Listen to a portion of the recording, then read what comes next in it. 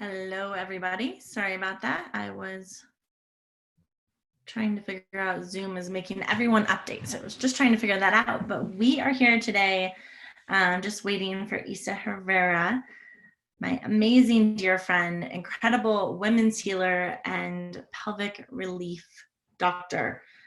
So we're going to be talking about women's health and pelvic pain and how to heal that, how that can be tied to inflammation. And she's going to be giving us a lot of incredible tips and tricks. So she should be hopping on in just a moment here.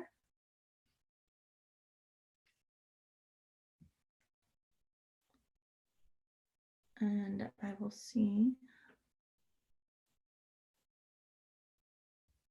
Give us just a second. Zoom has been a little bit funny recently, so I want to make sure nothing's going funny.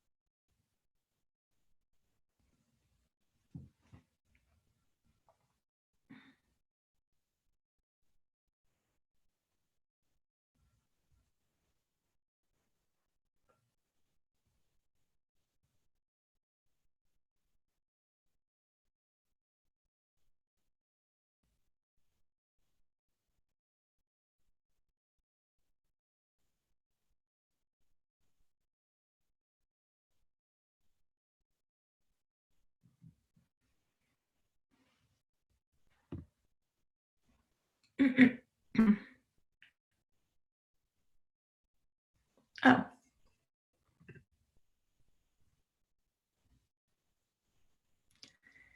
Isa! Can you hear me? Can you hear me, girl? I can hear you. Seriously, I feel like I'm a wizard right now making this happen. Jesus, it's insane. We couldn't find the calendar. I'm like, what the hell's the calendar link? Oh my gosh. Oh my gosh. No, but we found it. We're good. We're good. Awesome. We're good. Oh, it's good to see you. It's good to see you too. Wow. Breathe for a hot second, right? Like just. Yeah, I mean, listen, this whole day has been nothing but a huge distraction. So I got to get back on track. I got to finish a masterclass. I'm like, the Isa, I know nobody that is determined and focused and gets stuff done. As you, literally, I don't know anyone. You are like my constant mentor in that department. You know what my secret is? What? You know what my secret is? Tell me. 90-minute blocks. I work in 90-minute blocks. And I try to keep them 3 to 4 blocks a day. No social media, no email, no distractions. And I try to get that done and then answer the emails, then go on social media, then put a post, then answer the, the constant emails from my team. It's insane. It's insane. You got to get up early. That is a good idea, though. 90-minute blocks. Because I was a teacher for 10 years. I don't know if you knew that. I used to teach middle school. 90-minute blocks. Yeah. 90-minute blocks was like the research base that was the most productive method for middle schoolers to Yeah, and get then their after work. that, you got to take a little break so then you can Yeah. answer an email, you can do this. Just don't Yeah. go into things that are reactive. Yeah. Like I don't go into anything reactive because when Mm-mm. I go into reactive, then what happens? I go freaking crazy Yeah. and I'm putting out fire. So I'm like, if I see an email and I'm like, yeah, I'm not gonna answer that one, And then the thing Not is going there. now with the launch, there's literally 3 people in the email because Wow. I don't even know what they're doing in my email. I have no idea. But good that they can take care of it. That's awesome. Well, they have to take care of it, but then I lose things. Like somebody wanted a Facebook Uh, Live and I lost that. And then I was like, oh God, yeah. people just read the emails. So just don't file them. And then they have one little thing for Isa Yeah. review. I love And I'm it. like, hey, I should I have was, been reviewing that one. Where the hell did you put it? People are oh my telling me they're not gosh. getting it. Oh, before I got on this call, I was literally thinking, I want a David. Where's my David? Trust me, without him, You guys are so sweet. nothing gets All done. right. Should we rock this out? Let's do it. Woo! I'm so excited. Wait, first, Isa, I keep wanting to ask you, are you safe? Are you good where you're at in New York? Like what? Yeah, I mean, we went to a couple of protests. You just have to be careful. Like what they did today was the curfew was 11, now it's 8. I read that. Yeah. So no one is, but no one's going to pay attention to that Yeah. because it's just, I have a feeling like I'm on edge all day and I have this like high level of anxiety and I really feel like something's going to happen today. I don't know what it is. It's not going to be good. It hasn't been good for 4 days. Are you living near where the burning and then the fires and all of that is taking place? Like, are you close to that? Yeah, I'm pretty close to it. It was right across the street from my daughter's school. And so do you feel safe?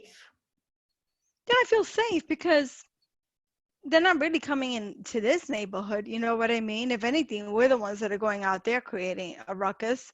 And certain neighborhoods, like I know, like to visit my mom, we have to go through Bed-Stuy, Crown Heights. So I had to drop some groceries off to her and we just like, it has to be during the daylight, not in the after, like don't go looking for trouble. Yeah. You go looking for trouble, you're going to find trouble. You know what I mean? Yeah. Seriously. Yeah. So I don't look for trouble. Well, stay well. Stay well. Yeah. I mean, I'm waiting for Tamika Mallory to come, and when she comes, then I'll hit the streets. Then I'll go and protest for that. Awesome. I love you. Okay, you guys. So we are here with my dear friend Isa Herrera. I'm so excited you're here. I think we talked about bringing you on like 4 months ago, and today is the magic moment. So I'm super psyched. Thank you for showing up. Isa, you guys, is the founder and CEO of Pelvic Pain Relief and a licensed physical therapist, as well as an expert in integrative pelvic floor therapies. She's developed her expertise in diagnosing and treating incontinence, pelvic pain, and pelvic organ prolapse by helping over 14,000 women since 2005 at her New York City Healing Center, Renew PT. I think that number is bigger now. I think it's bigger. I think personally that I laid hands on is probably like 15,000. And then through my healing center, 52,000. And with the online, yeah. And we actually counted them because my coach made me do that. Because he's like, when he had to bring me to like what the truth was about what I was doing. And I'm like, well, I never thought about that. Oh, you guys, I have chills. I mean, this woman is on a mission to help the greater population of all women out there, and she is passionate. Isa, you have the most incredible energy. You have the biggest heart. I'm gonna start crying. Okay, I'm not gonna cry. Thank you, Jenny. But it's really such an honor to have you here. So I want to tell you a little bit more. Isa's new online school, pelvicpainrelief.com, brings her expertise to a global audience. After suffering from pelvic pain, floor dysfunction herself, after the birth of her daughter, Isa made it her life's mission to help 1 million women overcome pelvic pain floor disorders. Tongue twister. To this end, Isa created the Female Pelvic Alchemy online program, which empowers women to take back their pelvic health and awaken their inner doctor. And I'm telling you, she does that. She is also the author of 5 books on the topic of pelvic pain, floor dysfunction, and including the newly released international bestseller, Female Pelvic Alchemy. We were just talking before that Isa gets more done than any person I have ever met. She gave me some secrets right before. But truly, you get it done. You help so many women, and I am really, really excited to have you here. So thank you. Well, thank you, Jenny. It's an honor. I just can't wait to share. And thank you so much for having me on your, for your community. I really appreciate it. Yeah, in the group. Yeah. So let's start with basics, because before earlier today, I was thinking, I've definitely had my run of female issues. I had endometriosis, really painful sex. I would say those are probably like the biggest things that happened. And I had 2, one natural labor, one almost natural labor. And they were long, intense labors. And there was definitely stuff that happened. I don't even know what afterwards. But I think like inflammation, it affects so many more people than we realize. I believe that's the same case for our pelvic health. So like walk us through, how do we even begin to realize if we're being impacted by pelvic health? I'm sure some things are obvious and maybe some things not so much. Yeah, I think that's a great question. Thank you for asking me that. I think that women have an intuitive hit that something just doesn't feel right. The thing is that many times we squash our inner voice. So I think if you start to feel like something just doesn't feel right, to trust that. It's not going to miraculously go away on its own. Things are not just going to get better on its own. But to trust your inner compass that says, yes, there's something going on with my lady parts, and I need to find somebody who's not going to tell me it's all in my head, or have a glass of wine, because this is what happens with women, especially with women with endometriosis. I mean, they typically see anywhere between 7 to 10 doctors before they get a diagnosis. And and a lot of women don't even are not even, they don't even tell them about pelvic health, which pelvic health is so important when it comes to pain in the body. When it comes to hip pain, abdominal pain, painful sex, even back pain. Typically, women with back pain also have a pelvic floor dysfunction, about 96% of them, which is insane. Wow. Yeah, isn't that crazy? When I read that statistic, did not know that. Yeah, I said, I have to go and verify this. And I want to verify them, because you got to verify everything these days. And I said, of course it does, because the pelvic floor muscles are like the basin of your being, right? And they're centrally located. And they go from the front of the pubic bone to the back of the tailbone and side to side on your sit bone. So you sit right on them. Yeah. But they have over 21 muscles associated with them. And they're involved in everything. Even the psychospiritual elements of women feeling safe and creative is part of the pelvic floor. So the pelvic floor muscles are I consider them like Grand Central Station, because I live in New York City. They just have their little fingers and their little tentacles in everything, right? Bladder, uterine health, constipation, you name it. That is incredible. And it makes sense. Like I think about when I try to ground myself, I go to my pelvic area and right. And so there's like grounding and calming, maybe even, I wonder if it even like pertains to anxiety and some of the mental and emotional symptoms that we sometimes see. So when you say 97%, 96% of people, 96% of people who have chronic back pain, or just back pain? Just back pain. Just back pain. They have some sort of pelvic issue as well. Is that because the muscles are is it a muscle issue? Is that the situation going on here? It could be a muscular issue. It could be a neuronal issue, nerve issue. It could be a fascial issue, because the thing is that the lumbar spine, some of the nerves also give life to the pelvic area and to the pelvic muscles, right? So we say S2, S3, S4 keeps pee pee and poo off the floor, but I believe it goes much higher. I believe there's little like they call them nerve filaments, little filaments that go from L4, L5. And I was just reading a study today because I'm doing my masterclass and I want to make sure that everything I say has a research behind it. And women who get laminectomies, really interesting. Laminectomies sometimes become incontinent. Isn't that Huh. a high percentage of them?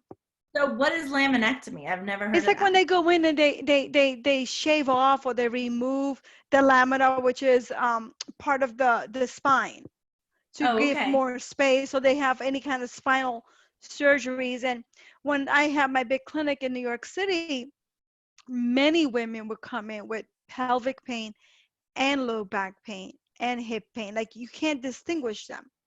They're Right. all Yeah. like fused together. That is incredible. So, okay, a couple of things. I'm just relating to myself right now, right? Because I actually don't know that much about pelvic health. And you said it's something that we don't discuss enough, right? I remember thinking, I have pain down there, and that's just how it is. Like almost saying, like, just resigning to the fact that this is who I am and this is how it is, and that's check. Gonna have to move on with my life. I didn't even really think about going to a doctor or having a conversation until the pain was like unbearable. I mean, really, really hurt.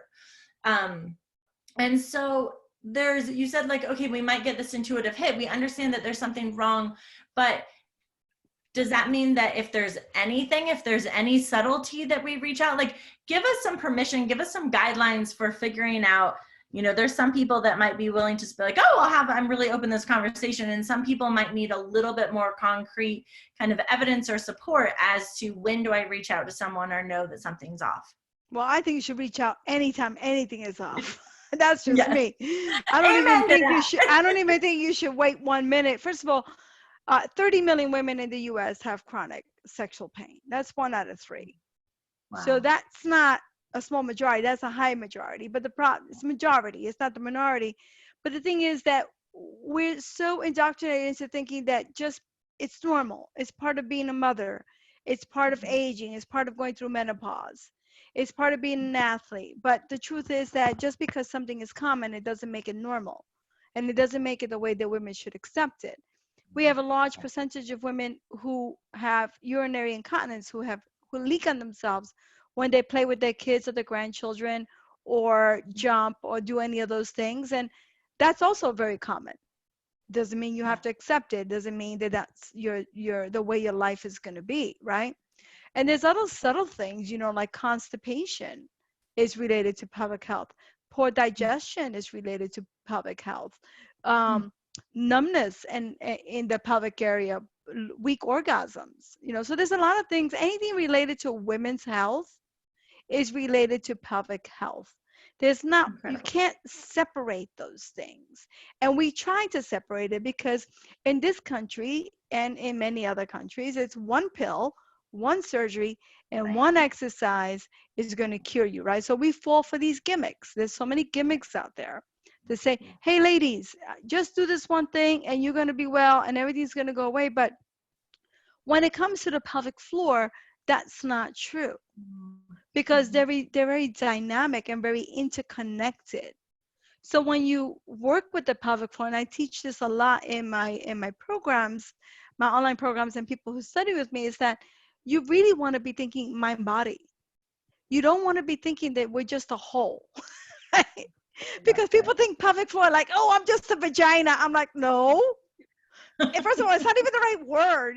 It's the vulva. Okay, let's get the definitions right. The vulva is the whole thing, okay? The vagina is just a small opening, and then the pelvic floor is makes up the vagina, right? So I think it's really interesting that women just don't want to talk about it because they're ashamed or they're suffering in silence or they're embarrassed or somebody might have told them, suck it up. This is just the way it is for you. I mean, I got that when I was on I call it my Dr. Rose show, right? Which many of us don't escape. And it's really interesting. The entire time I was on the Dr. Rose show, I kept thinking there was something really wrong with me. Like I thought it was like my head.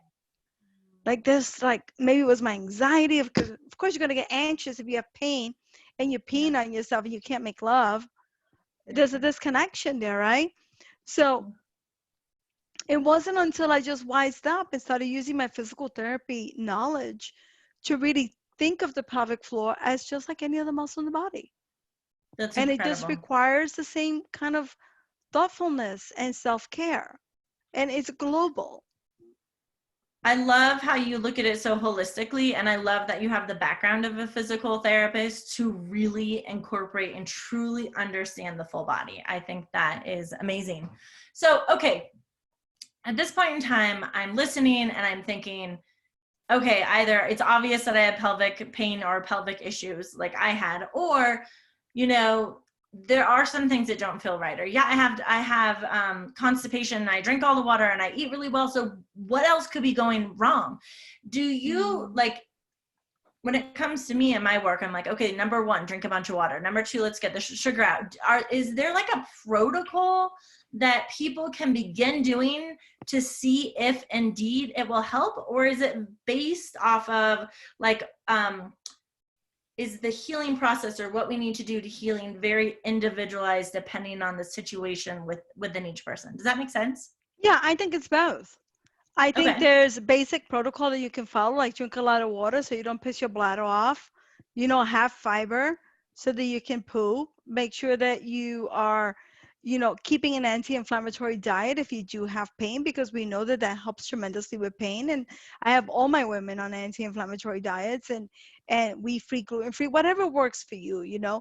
But there are basic principles, like you should really be careful of the way you sit. Mm-hmm. No, I'm like, Right? Sit up straight.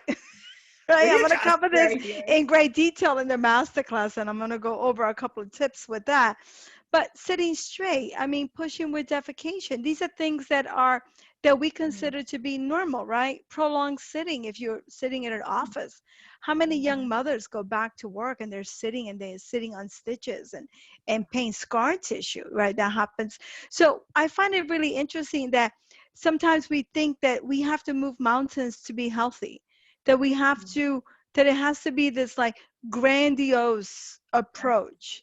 But really, it's your everyday behaviors that have the most influence on your health, whether it be pelvic health or mental health or inflammatory, whatever it is what you eat, what you drink, and what you think, and whether you move. I mean, those are the basic, simple things, right? And I think that certain principles of healing apply across all platforms. Yeah, and they have to absolutely. be, and they sort of have to be adapted as lifestyle medicine, not as the cure for pelvic health or the cure for, you know, my stomach issues or whatever. Lifestyle medicine. I love that. Tell me a little bit more about what you think and how that specifically pertains to our pelvic region, because I know, like, when you talk about chakras, right? And chakra, your root chakra in the pelvic area, like there's a bunch of kind of connection or I'm having a hard time putting words to it, but there are specific meanings to the root chakra. Is that really connected to our pelvic region? Like, talk to me more about our thoughts, thinking, healing, what goes down there. Well, it's really interesting because I'm studying now on my own, because, you know, I've been studying psychoneural physiology. And I do this because a lot of the women in my community have catastrophic thoughts and negative healing. You know, I mean, it's hard. And what I discovered through psychoneuroimmunology also as well, which is another branch, is that for every thought that we have, thoughts are not simple little innocent things that we just think and have no effect on our bodies or an effect on outcome. And if you want to go into manifestation and outcome, we can go there too. But I keep it to the pure science. And what the science proves is that when we have a negative thought, when we have a persistent thought that it goes against our fiber of happiness, we release a cascade of inflammatory enzymes or products in the body that can then lead to more depression, to more pain, to more leaking, to more dis-ease, right? So I think that pelvic health, because so many women are under Dr. Rocher, and I don't blame them. Some of them have spent thousands of dollars on this. I mean, I did. Some of them have been given experimental drugs, surgeries they didn't need, like bladder lifts and mesh surgeries that don't work, high failure rates, right? And so, they're like, what's going on? And then it plays on their head. And then this is catastrophic. It's like, I'm never going to get out of this, right? But because the wrong advice was given in the beginning to women. And so for me, it's all about informed consent. It's like, if somebody wants me to do something, then I need to know pro versus risk, right? Or benefit versus risk. And I think that informed consent is what's really lacking in healthcare, because they make everything sound like you're going to go to the candy store and get a little piece of candy, and you're going to come out, you'll be like, everything's going to be like this, right? That's not the experience. And I've treated thousands of women with surgeries, hysterectomies they didn't need, wow, so much trauma. And I think that this trauma has really hurt women for so long. But I think that women are not putting up with this anymore. They understand that there's a way to heal this naturally, a way to heal this using organic exercise and medicine and food and nutrition. And so when it comes to pelvic health, my main thing is, well, how do we treat the whole person? Because one of the things that I discovered, and I have a lot of doctors that learn from me, midwives. I have a pro program that they all take, and they're always surprised when I bring these little elements in. They only want me to stay very microscopic. And I think that that's the big failure for women's pelvic health. There's a microscopic thinking, this magical bullet thinking. And then we get desperate. I was desperate. I did it all. Right? Because I didn't know any better. And there wasn't, people, like individuals like you, Jenny, bringing the awareness to this epidemic. And so I just went for the ride because I trusted who I was traditionally taught to trust, but I didn't question it. And then nowhere along the line did I ever get an informed consent, And so I feel like women have been given a raw deal when it comes to this. And it's time that we know that we can start taking care of our own selves.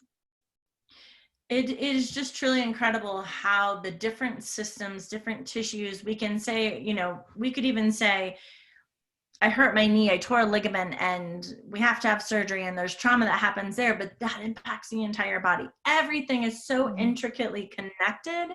It has this exquisite dance between one another, and no matter what, any part of our body is going to impact the rest. And if we begin having traumatic experiences, which cause traumatic thoughts, which actually can cause chronic PTSD in people, guys, our health. I mean, that creates so much stress in our body, as you were saying, and that adds to inflammation. Like, it's this entire dance, right? So I honor you, and I have so much appreciation for looking at the holistic approach, and for teaching doctors and other professionals how to do that. It's absolutely necessary and imperative. So thank you. You're welcome. Thank you. Is there one movement? Is there one thing, like I tell people, drink a gallon of water. If you have chronic inflammation, let's get that gallon of water and really start using the water to upregulate the detox pathways and push the water out. Is there a one thing that we can all do to begin feeling better in terms of movement? I know you've talked about different lifestyle components, but in terms of specific movement or exercises? Yeah, I don't like to say you can't do this, you can't do that, you can't do that. I mean, in the beginning, I sometimes I'm very strict, but I'm more about what is it that you're doing that you're ignoring that's causing your symptoms, right? Love it. I'm big in tracking, right? Because if you don't have that mindfulness, if you don't actually know what's aggravating you, then you can't make the necessary changes. Our body talks to us. Yeah, it really does. It really does. And one of the things that I do in my online program is that I have an app that's built in where you can track through a numbers, all high-techy kind of thing. And then I have these other questionnaires that I have them fill out, so they can track. And then I have somebody just track your symptoms. Because if you Mhm. tell me, it's like, doctor, every time I do this, it hurts, right? Then maybe you shouldn't do that. So I Yeah. think tracking and understanding, like if you're jumping, if you can sneeze and you don't leak, then you jump and you leak, then maybe your pelvic floor muscle is somewhat strong, but not strong enough.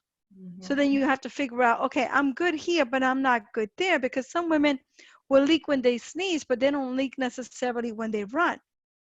Mm. Right. Interesting. So then how do you treat that, right? Because people think, oh, leaking is all the time. No, leaking is specific to what the individual is doing.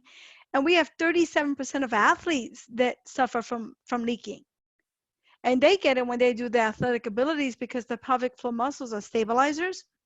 So you Mhm. have to like work them and strengthen Uh, the outer muscles, not just yeah. the vaginal muscles, but your hip muscles, your back muscles, right? Because for me, the pelvic floor starts at the bottom of the ribs and goes to the bottom of the hips.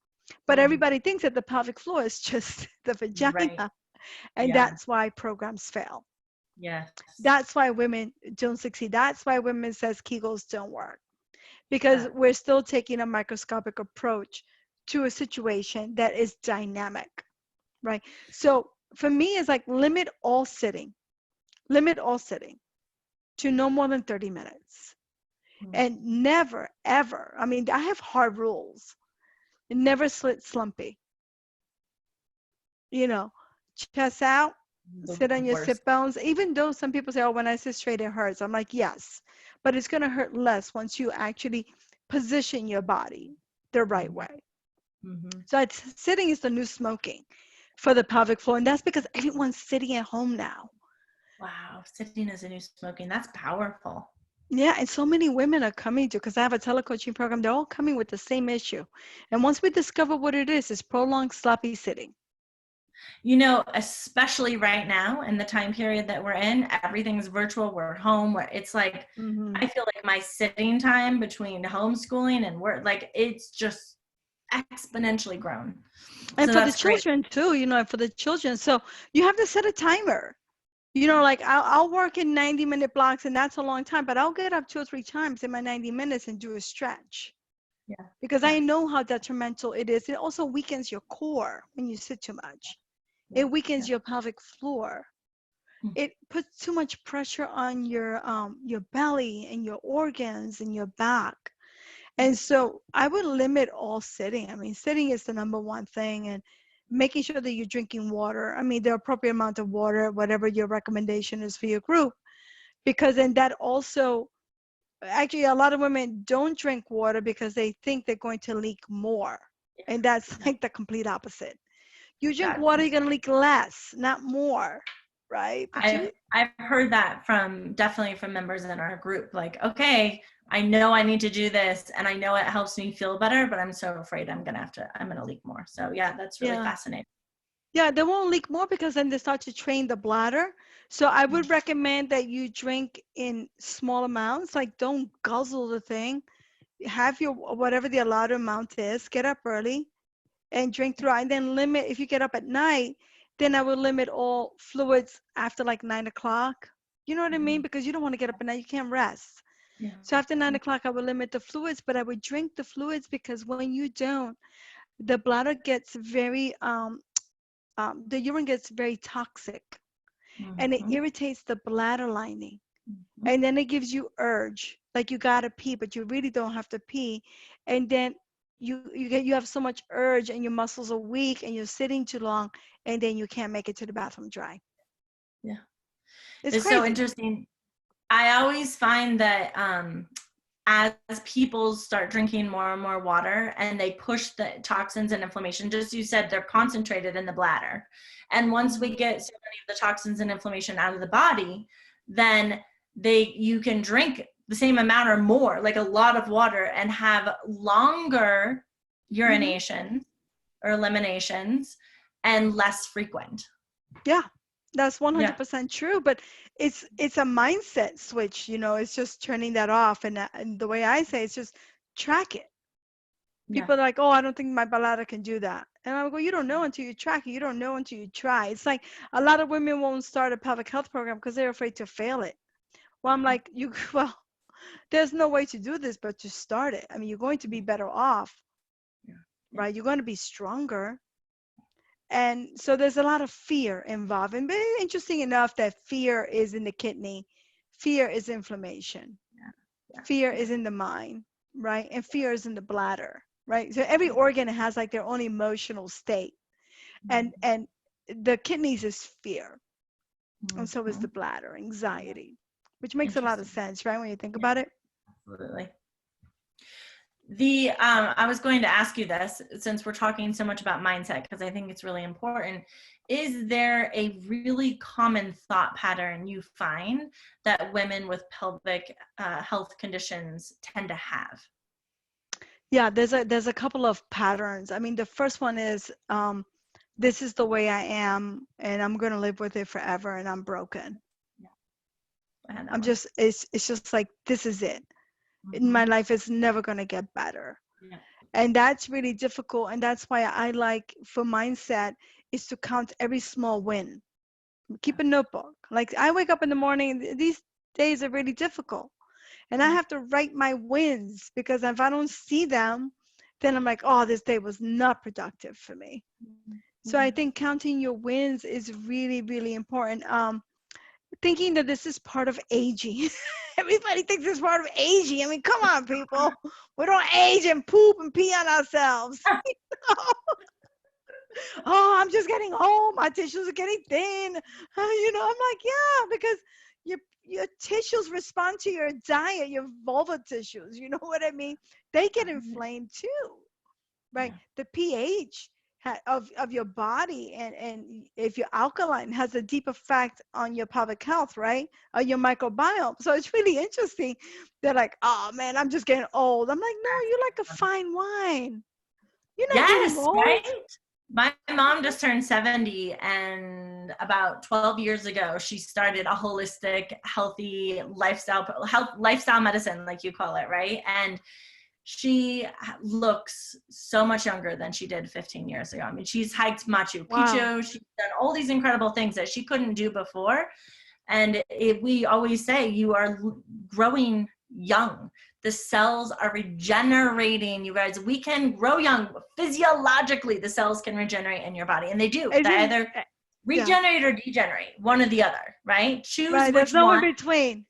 There's no in between. And I talk a lot about, you were referencing the fear and anxiety people get about taking that first step, starting a program, doing whatever it is that's going to help them.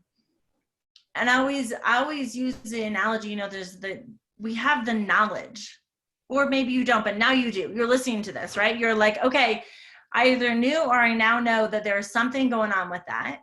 I know that in order for me to heal it, I need to do this lifestyle medicine. I need to look at movement and exercises and thoughts and diet, like this whole component.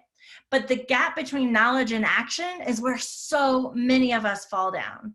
And that's the gap we have to close, because if we don't, we degenerate. That is physiologically, it's science. That's what happens.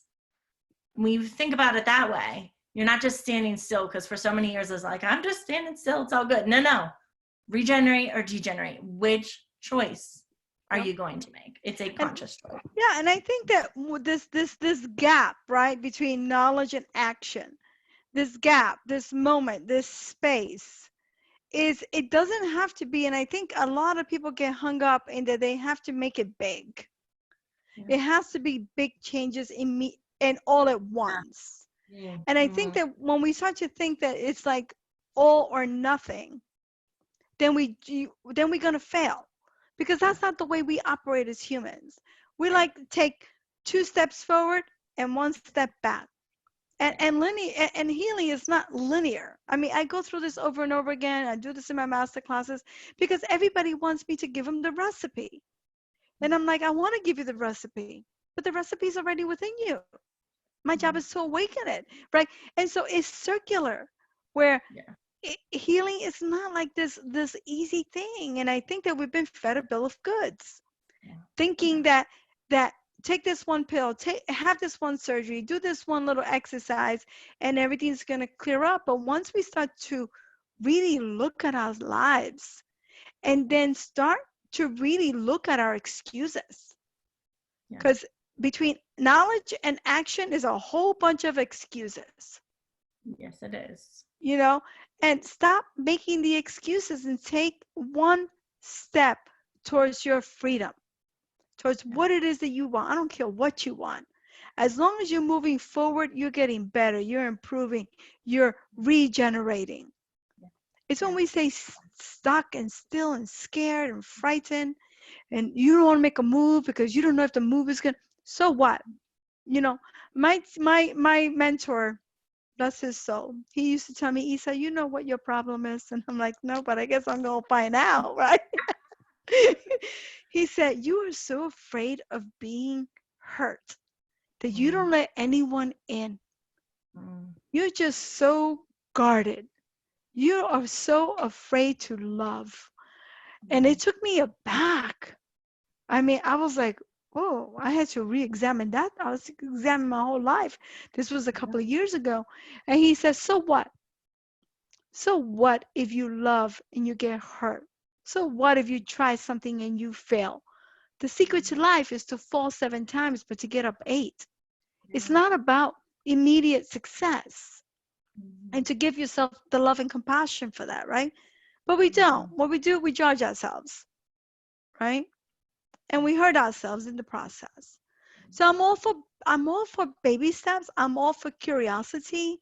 I'm all for self-examination because Yeah. that's how we learn, right? We can't keep, like I always say, that the biggest problem with women is not between their legs, but it's actually between in here the gray matter between the ears, you know?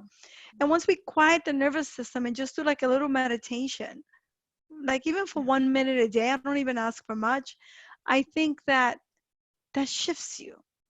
Yeah. You eat the right foods, you lower the Yeah. inflammation in your body. That shifts you, right? And so it's small shifts. We heal when we're ready to heal. The body is dynamic, but the body also has its own timing, right? Innate timing, innate process, right? We just want to force it and want to force feed it. And it requires trust. Like if you're in alignment, if you're taking the actions to support the outcome that you want, and your thoughts are in alignment with that, you can trust that there is healing taking place, whether Mm-hmm. it's at the exact time or looks exactly like you believe. Our bodies have unbelievable innate intelligence, and they know, the body knows, oh, I got to heal this first. I got to work on this Mm-hmm. first. So there are things that are happening inside of you guys as you're adopting these strategies and protocols and lifestyle medicine techniques that are healing inside that you don't see and you may never know, but Yeah, it it's is so happening. true. But it's Yeah. happening. And the thing is that the one thing that, you asked me that question, it's a very interesting question. The one about the one thing that women Yeah. think, the other thing that they think is that their bodies betray them. Their Mm-hmm. bodies have betrayed them and they don't trust their bodies.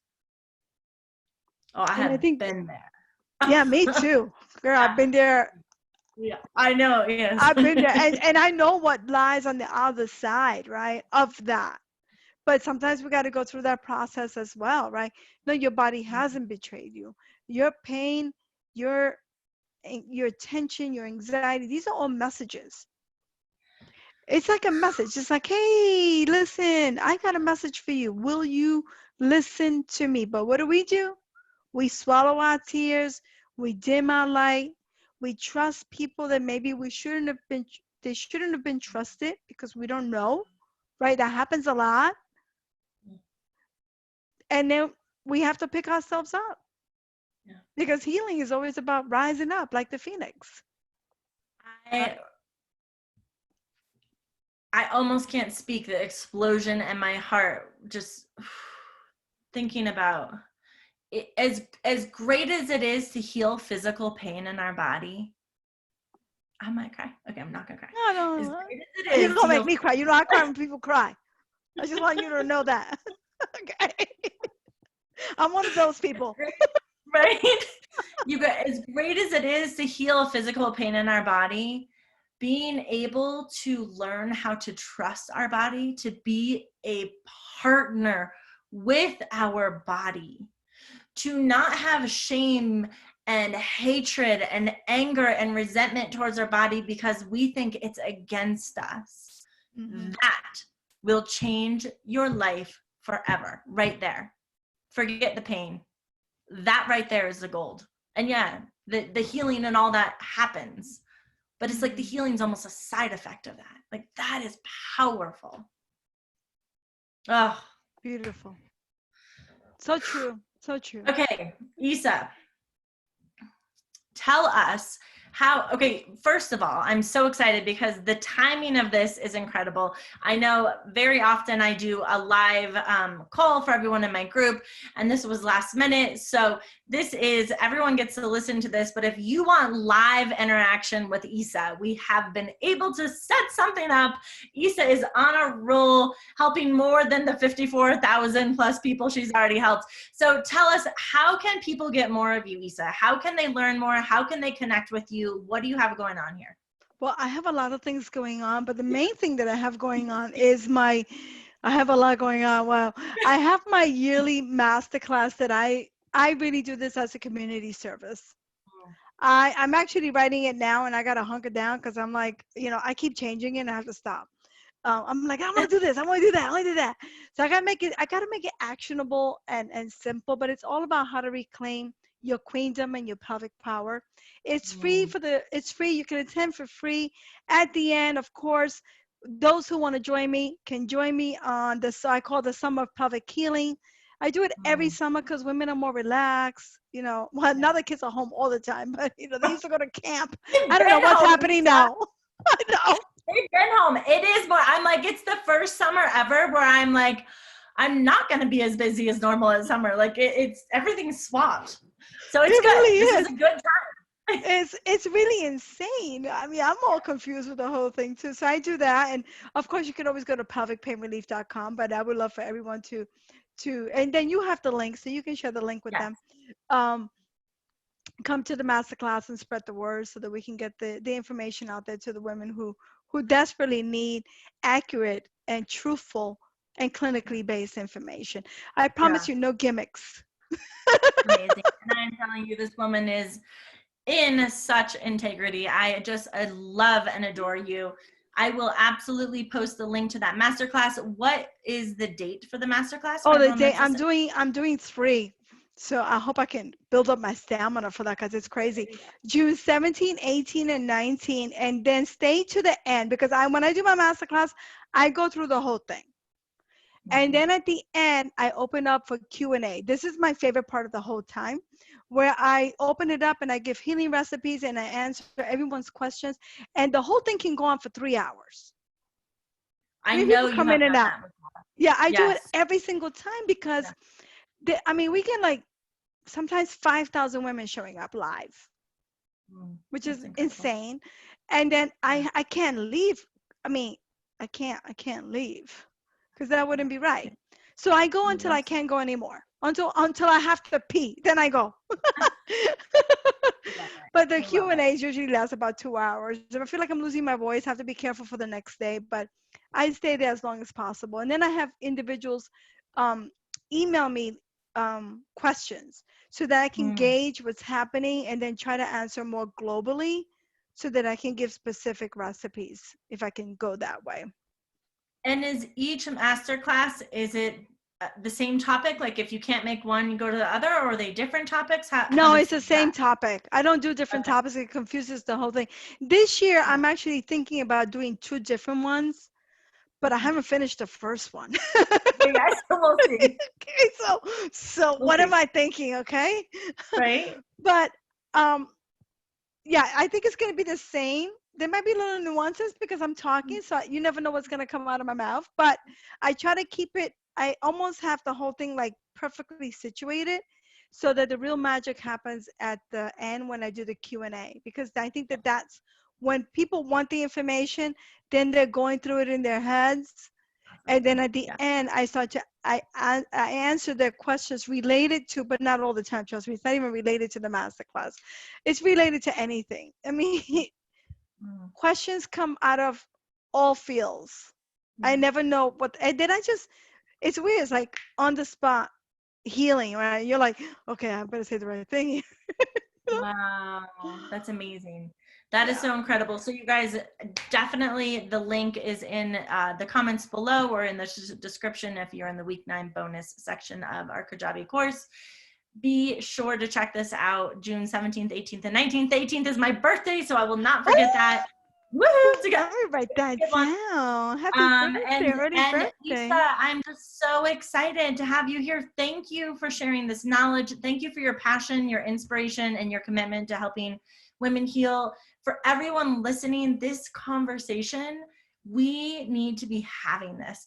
We need to be opening our hearts and our minds and our bodies to possible healing, to definite healing, and figuring out the way to do that. So share this with your friends. You're welcome to share the link for the masterclass. I know, Isa, it's open to anyone. Is that correct? Yeah, it's open to anyone. It's free too, so Yeah. anyone can attend. Awesome. I love you. Thank you for coming. I'm so grateful. Namaste. Thank you for having me. I'm Namaste, so sweetheart. Have a appreciative. beautiful day. Thank you. Bye. Awesome. Thank you. Okay. Perfect. That was great. That was good. You're such a good interviewer. Okay, I hope Oh, I well, did great you some answer. justice. All right. So now I'm gonna get everything together, and We'll talk in then 10 minutes. 10 minutes. Okay. I'm gonna get All right, everything. bye, I gotta run around like a maniac now. Okay, 10 minutes. Okay, bye.